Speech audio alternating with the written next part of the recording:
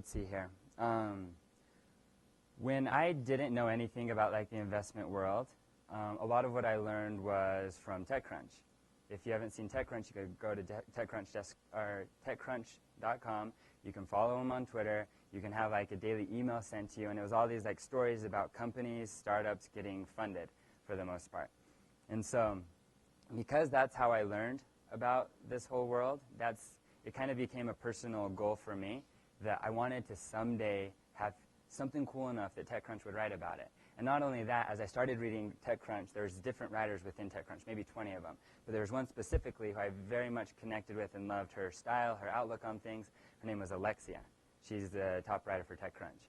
And so when we secured our funding, we secured it at the end of last year, but we kind of kept quiet about it until we got the product to where we wanted it, so we could do this big announcement. And so we hired a PR firm and more or less paid them for their connections so that we could tell them our story, and then they would turn around and tell it to their connections. But I definitely learned a lot from that experience, how much everything is about like relationships. So I told this PR team, I said, look, I want a story from TechCrunch, and I want it to be from Alexia, and I want her to interview me, and I want it in person. And I said, well, that's not how this works. TechCrunch is really hard to get in, and Alexia, like, she doesn't cover those kind of stories. But in the future, like, maybe, keep working hard, and maybe someday she'll write about it. And it was the day, February 24th is when we were set to do our announcement. It was February 23rd in the morning, or no, it was the day before that, and they called me and they're like, hey, good news, like TechCrunch is going to cover you. You have an interview with Sarah Perez over the phone on February 23rd at noon. And to be honest, I just wasn't too excited about that. I knew what I had wanted, and so I told them, I woke up the morning of February 23rd, and I remember telling my wife, I said, look, at the end of this day, like, it's either going to be a good day that I'm going to write about in my journal, or it's not. So I emailed the PR team, and I said, I think I want Alexia to write our story. I think we should cancel on Sarah Perez. And they told me, like, look, you're crazy. You should be grateful. Like, that's it. And then I wrote them back again, said, I'm sorry, like, I want what I want. And they said, look, you hired us to advise you, and we are advising you, like, do not do this. It's going to be a big mistake. So I wrote them back one more time and said, look, first off, if all goes to pot, I'll take the blame. Second of all, like, don't worry, I won't let this go to pot. So it was, and they didn't cancel on Sarah Perez. Like, they were hoping that I would, like, get nervous and chicken out, so they didn't cancel on Sarah Perez. Finally, 5 minutes before noon, they're like, so we didn't cancel on Sarah Perez. You still want to do it? Because we didn't have anything lined up with Alexia. I'd emailed her maybe 20 times and tweeted her and Facebooked her, but no responses. But I held true to it, and we canceled on Sarah Perez. And then we were all in the same office. They're in our office space in San Francisco. And they were just sitting like, what are you going to do? And I waited, and finally at about 3:30, no, I know exactly, because, yeah, it was 3:40, and I get this Facebook message from Alexia. And all it says is, I have an appointment at 3. If you can get here 10:02, I'll give you 10 minutes of my time. I didn't see that message for 5 minutes. And so the second message she sent me said, are you even there? And so I, like, hurry and jump on my computer. I said, yes, I'm here. I'm on my way. See you soon. I run. We have, like, these bike hang-ups in our office. I grab my bike and just go sprinting out the door. And the PR team was like, where are you going? And anyways, I remember just sprinting my heart out across San Francisco, like up and down the hills over to TechCrunch, like on my way, pulling out my phone and like, Siri, where's TechCrunch? I had like a vague idea, but I knew the exact address. And so anyways, I come bursting into TechCrunch, running in, and like, Alexia, someone points to her, and there she is just like writing away. And I remember like walking up from like the side of her and walking, I'm like, hey, I'm here waiting for her to say something, and I get this. And then she keeps writing, and I was like, okay. And then like 5 seconds later, she goes, talk. And she's like not even focused on me, she's just like, talk. I was like, and I didn't say anything, and then she goes, I can multitask, talk. And she's still typing, I didn't say anything, and then I see her, she hits publish, her story goes out on TechCrunch, she picks up her phone, tweets it out from TechCrunch's Twitter account, switches to another phone, tweets it out from her own account, and then I just watch as her phone's bulge, just like beep, beep, beep, just like tweets coming in.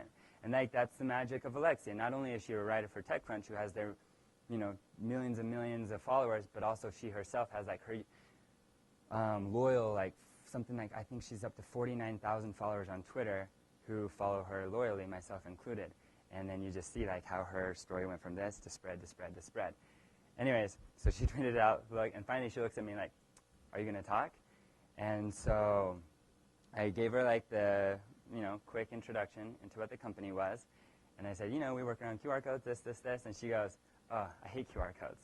I was like, oh, crap.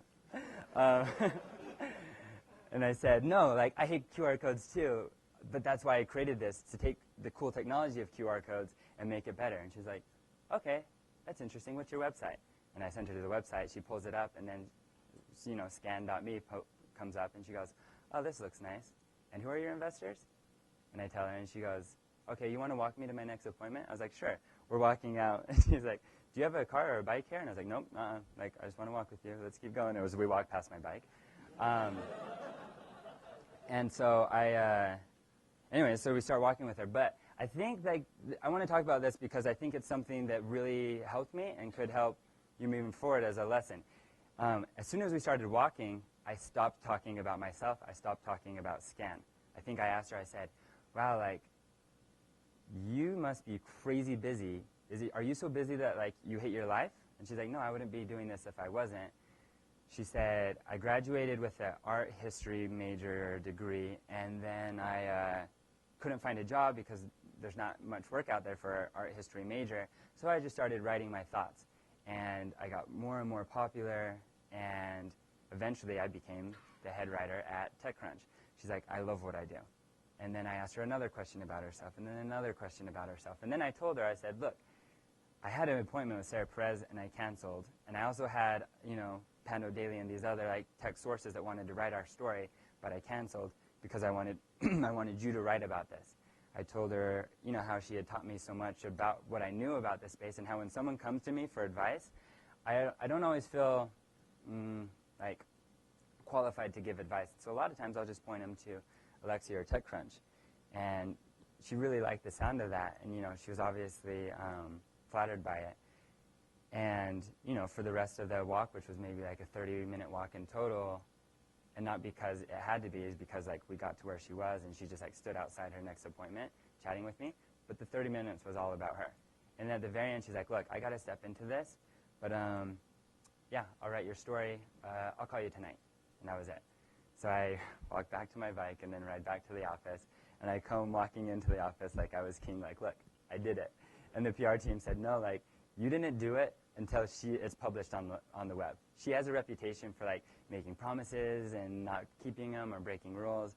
But what they didn't know was they thought, again, it was just me pitching business at Alexia, but it wasn't. It was me developing a relationship with her. And so I had perfect confidence that she was going to write this story. And then we kept working away. We were just working on Scan, having it like any other day. And it got to be later and later and later.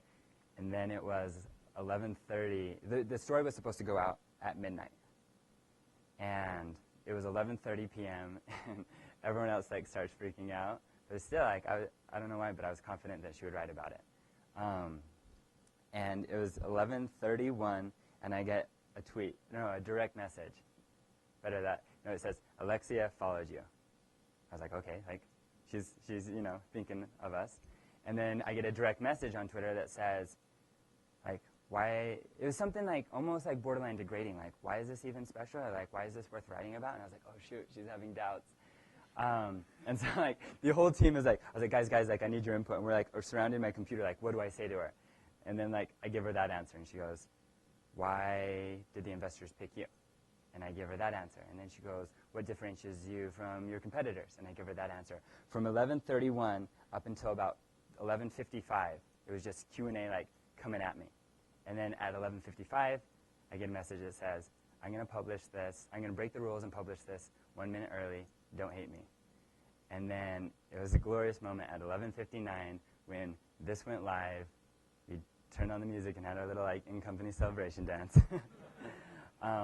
And the other thing, and then I I'd read the stories that she had written in the past, and it's usually, although she's an expert, they're usually pretty cut and dry. And then she'll copy and paste the title and put it out to Twitter. And it wasn't until the PR team pointed this out to me afterwards that they said, look, like, Alexia usually doesn't have many images in her stories. You guys have 6. She doesn't include videos. You guys have 2. And she doesn't make it personal. And it talks not only about you, but the tweet that went out wasn't the title of the story. It was, congratulations, like, Garret G and the Scan team, and then the title. And it was cool to see the PR team. They said, look, like, we want to, apologize for not having faith in you, but then also thank you for, like, kind of teaching us to believe in something and then go after it.